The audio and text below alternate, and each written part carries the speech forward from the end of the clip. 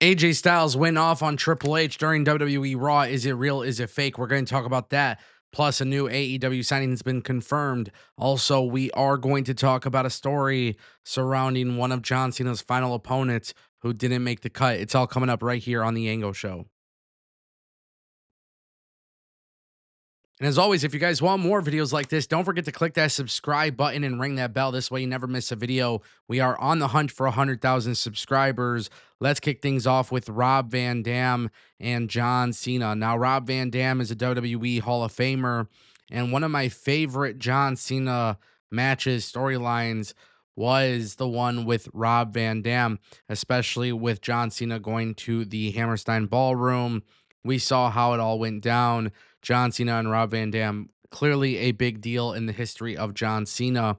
Rob Van Dam actually recently stated that there was huge interest from both sides and that WWE was looking to plan John Cena versus Rob Van Dam at some point, but the plan was unfortunately derailed after he suffered a serious injury. Now, he spoke on this with the TMZ Inside the Ring podcast with Branson Quirk and Roger Coral. Rob Van Dam was asked about the John Cena retirement tour, and he said he wanted to be one of the return matches and be part of the retirement tour. He said he was talking to them. He said there was a lot of interest, and without giving away too many details, we were probably going to do it. Now, with that being said, Rob Van Dam recently suffered a double heel fracture at an independent wrestling event in April, and now he has been out of the ring for 5 months. So Rob Van Dam is recovering from injury. Rob Van Dam is not able to make this match happen. Rob Van Dam will not be part of the John Cena retirement tour. And I wonder if Rob Van Dam is being honest here. The reason why I say that is there's been a lot of talk about Rob Van Dam lately. A lot of people seem to be upset with Rob Van Dam and the way that he's kind of approaching social media and podcasting and some of his takes. And I don't know if this is truly a genuine take from RVD.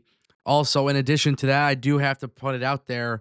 Rob Van Dam being one of the final opponents for John Cena would be slightly underwhelming. I understand that John Cena's farewell tour is it's a way to honor people. It's a way to honor the wrestlers he's wrestled in the past. And yes, while it is one of my favorite John Cena feuds, do people really want to see Rob Van Dam on WWE television in 2025? I can certainly tell you when Rob Van Dam recently was on AEW, a lot of people didn't care that he was in AEW either.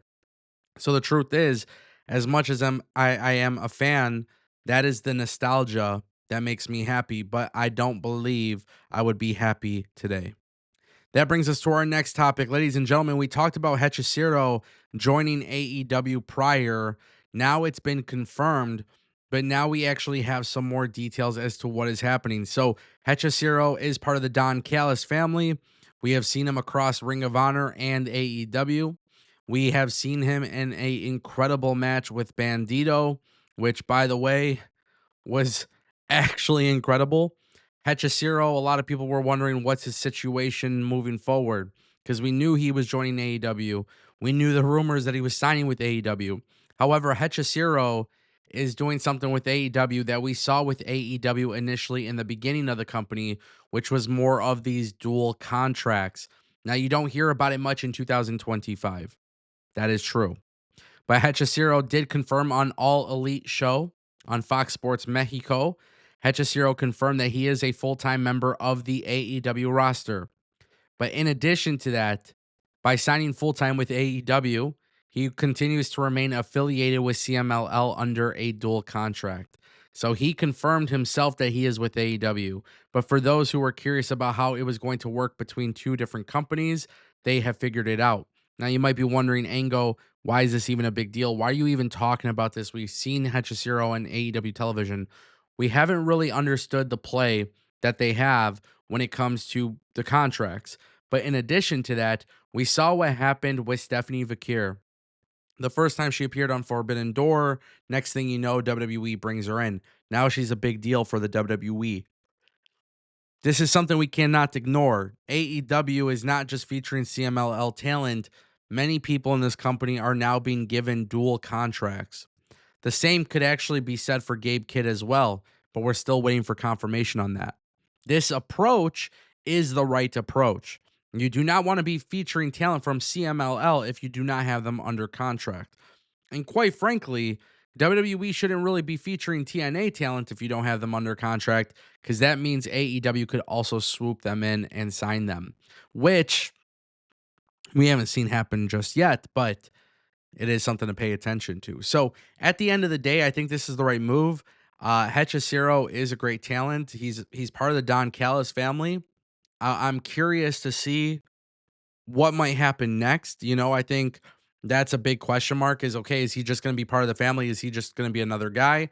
Is there a point in which you would give him a serious push, a serious storyline, a serious identity? I mean, obviously that's within time. We can't, it's too soon to find out, obviously, or to know that answer, but he's a great talent. Uh I think he does a very good job fitting the AEW system. Now I need to see if AEW can find a way to make him be a little bit more than what he is. And that brings us to our final topic, ladies and gentlemen. AJ Styles was on WWE Raw. And for those who missed it, there was a huge change there was this huge change with this commercial break because AJ Styles was on commercial, cutting a promo, going off on WWE Raw. He was going off, his friends aren't there, somebody doesn't want him there. A lot of people are wondering if it's real, is it fake, what is it? And it's kind of confusing because WWE is trying to blur the lines of absolutely everything. We know that they're also doing another season of the Unreal series on Netflix. This is one of those things where I genuinely could tell you guys I don't know what to make of it. I genuinely don't know what to make of it. We know he's re-signed with the company. We know he's going to be with the company until February.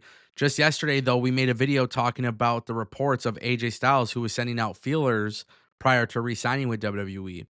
Is there a chance that story leaked yesterday, coincidentally, on the same day as AJ Styles doing a shoot promo on Raw? That is something to really consider and think about. I'm a huge fan of AJ Styles. I don't understand why this is the way it is. Certain booking decisions haven't always been that great. Some have been great, some haven't. If this is his farewell, I hope they have something big planned. And I know AJ Styles to me is always a great babyface, but his heel work in WWE was pretty damn awesome. So you have a lot of people arguing that this is scripted. You have a lot of people arguing it's not.